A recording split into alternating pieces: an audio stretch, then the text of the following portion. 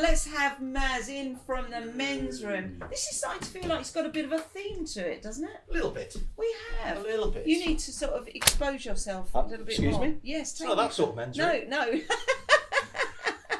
Oh, it's all gone south, isn't it? Really quick. Sorry about that. So Right. your T-shirt. Yes. Can you Yes. throw? See, you're on this camera here. So I'm men's room, Mr. Hastings and St Leonard's.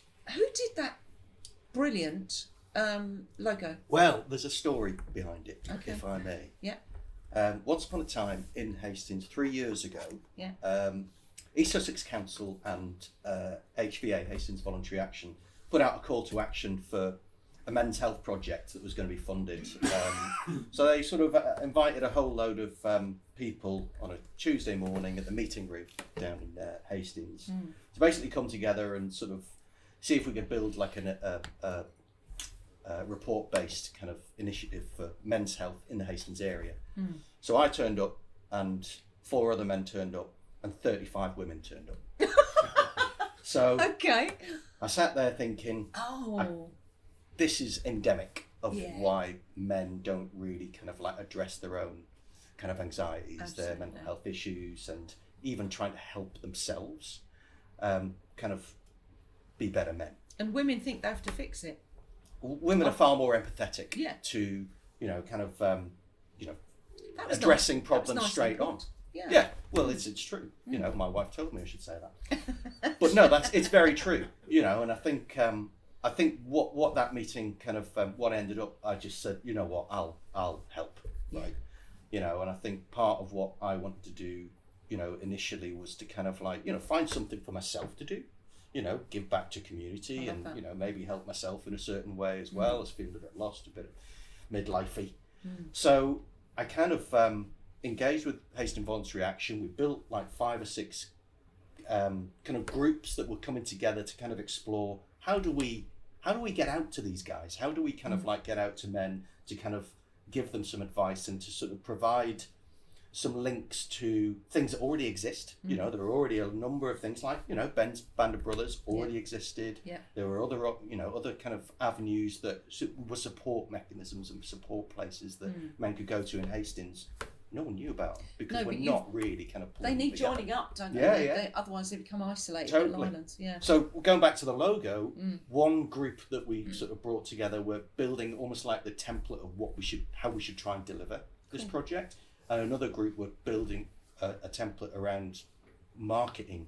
Because it's you can lead a horse to water, but you can't make them drink. No, so exactly. you can sort of have as many things that were available for men out in the community, but if you don't have the sort of like the pulling strings to get them there, the brand is kind of an important part of it. So it sort of represents, a kind of hand-holdy It's kind of brilliant. thing. And it's a really nice sort of resonant, green's a good colour, it's calming and it's sort of, welcoming. So we did some, quite good analysis on what would be an attractive kind of like brand to put out to, on our socials at the end of the day. And, if we put it up in a community space and sort of, it's sort of now built up, a Facebook page, Instagram page, LinkedIn, etc. We've started to build over the last 2 years. It then morphed into, okay, what can we provide as kind of like outlets for men?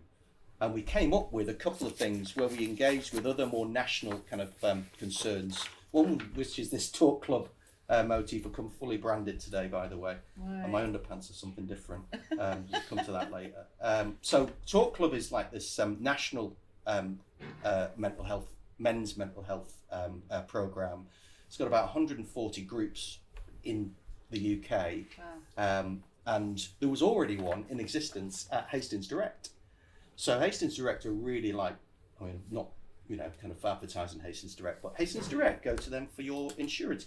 But they already had an established talk group online, which was, post-COVID or pre-COVID, and then sort of continues. So I was at a function there with my wife, and I met the guys who ran Talk Club, who were based in Bristol. And I said, well, what would it take for us to kind of like build a talk club in Hastings? And they said, look, we go through some training. You need a number of captains who run the groups, essentially. And it's all free. I mean, everything we're talking about now needs funding. You know, we talked about that today. You know, the pressures around funding, the pressures around, I think, people giving stuff away for free. So we essentially tried to sort of find venues where we could have that were local for men in Hastings. We started off at the Stade, then we went to Central Hall, and now we're hosting our regular every 2-week talk clubs at the Grumpy Cook, which you know Barry. Yeah, Barry Ashley. He's been on before, so he essentially allows us to host our every second Thursday evenings of talk club there, and that's been going for about a year and a half now. So talk club is quite a simple kind of like talk and listen program. So we kind of like invite men, every 18 plus men, anyone can come, and it's an open door policy. There's tea and coffee and biscuits. I'm usually the Jammy Dodgers guy. Bruce is Jammy Dodgers. They go quickly. Because there's not as many Jammy Dodgers in a packet as you used to get. We realised. Sorry. I'm sure there was more before. So there's like a circle of guys. There's 4 questions that we ask throughout the 2-hour session, and it's a talk and listen session, so we're not like passive judgment, but ultimately it unlocks guys to be able to kind of like, you know, tell us what, or put out into that forum what's bothering them at the time. So we launch with a how are you out of 10. So we say out of 1 to 10, how are you out of 10? 1 being really low, 10 being super ballistic, I'm really happy. And so the guys, you know, as we go around the circle, we say, I'm a 6. Why are you a 6? Oh well, you know, this happened to me this week, and you know, so it allows guys immediately to have almost like permission to tell the group what's bothering them, and they see other guys doing the same thing. So if I start off as a sort of captain, telling you initiate. So I initiate that permission, and then it goes round the circle, and gradually, and some guys who turn up first, you know, they make a big effort to walk through that door to begin with. To expose their kind of anxieties to another group of strangers is really powerful, and you know, and not to be kind of sniffed at. So second question would be, okay, what are you grateful for?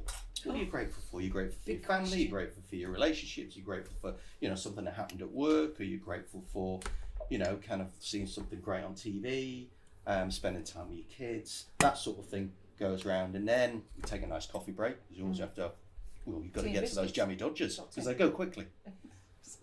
So then the third, when we come back, it's, okay, what are you going to do to improve your mental and physical well-being in the next week or so? Are you going to improve your sleep? Are you going to reduce your drinking? Are you going to sort of, you know, reduce caffeine? Are you going to go out for a walk along the seafront? So you know, you're going to do something. Yeah. So you set yourself sort of soft goals that kind of like aren't, because if you set too hard goals, then you're not going to do them. No. Basically, you know, I'm going to go on a diet. Sure, you are. Short term.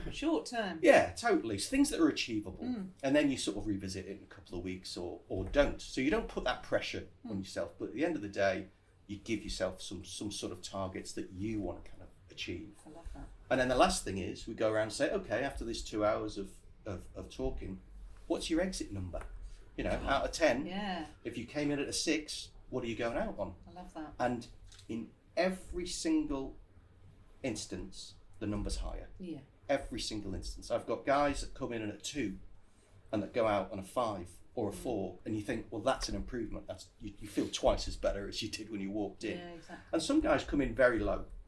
You know, and we've got to be really mindful of, you know, us hosting, because we're not qualified, you know, as captains of talk. That's why it's a talk and listen group. Yeah. And there are therapy groups. There are different sort of talk groups, essentially, that kind of that operate within the talk club thing. But we just offer almost like a light version. It's an opportunity to kind of talk, and in every instance, guys have sort of grown in their confidence over time. If they've come back every 2 weeks, and they put it in their diary. You know, we've got like that, and they turn up. And we have a turnover of average 12 guys now.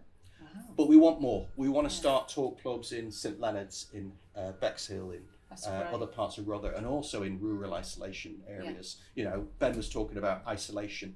It isn't just young people that are isolated. No, it isn't. You know, every form of community, certainly post-COVID, there's an issue with, you could be in the centre of a city surrounded by people, but some men are completely isolated with themselves. And men don't do well on their own. No, and that's not a big part of it. That's not a judgment. That's an observation. It's a reality. And it's a reality. We've got to be very, very frank with ourselves as men. That we need to look after ourselves first. Yeah. Also, if you've got a responsibility looking after a family or looking after work and making sure work is something that you want to continue and give your best to, you've got to look after yourself first. Absolutely. So all of this is just almost like a bit of a bump up, that we're trying to sort of give a guy to improve their own self-esteem and, kind of make sure that they understand themselves, that they are valuable and they're all, that they have a benefit to them, their friends, their the society. So the few things before you chuck me off, I see the hands going off.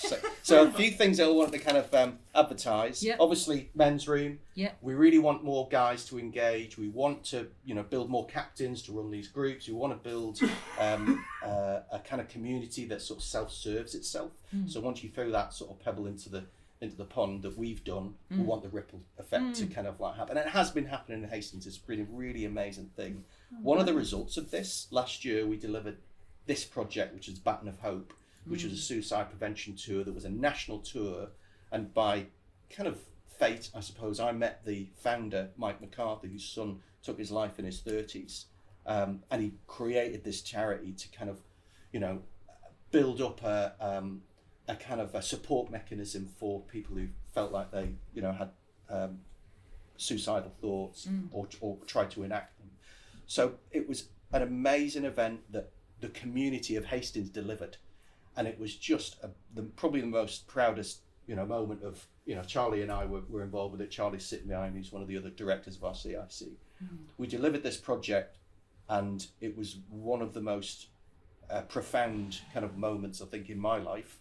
And everyone, I think, who was part of that project, it was definitely a profound moment for them. And it proved that, and this is going to have something that we're going to continue. So the Baton of Hope project, we're going to continue. We're going to create a garden of hope, actually. I love that. So we're going to create a garden of hope in Hastings that is a place where people can remember, their loved ones, and also basically keeping this alive, keeping this sort of movement alive, and keeping the promise of, of a support mechanism in Hastings alive as well. So that's there's fun. that. That's fantastic. We want more talk clubs, so we want more captains. We want to build more talk clubs in community.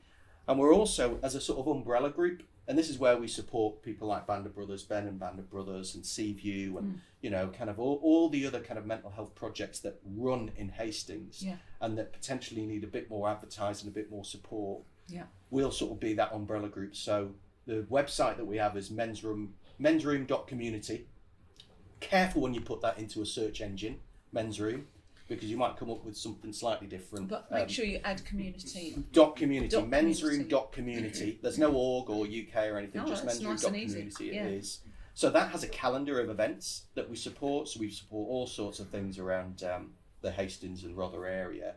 But the concentration, ultimately, of what we want to do is sort of build up more and more resilience within the Hastings community. Yeah. And I think that it can't be like a one-off, so we've run out of funding on this first initial project. So we're now self-funding as a CIC. Okay. So we want to kind of like encourage other men to kind of, be part of this, because it's all free. We're all voluntary. Yeah. We've all got day jobs, and I'm sort of skiving mine at the moment. Yeah. We're doing this at 7:30 in the morning, right? So that my boss doesn't. So 7:30 in the morning. They won't see it. Nobody's going to see this.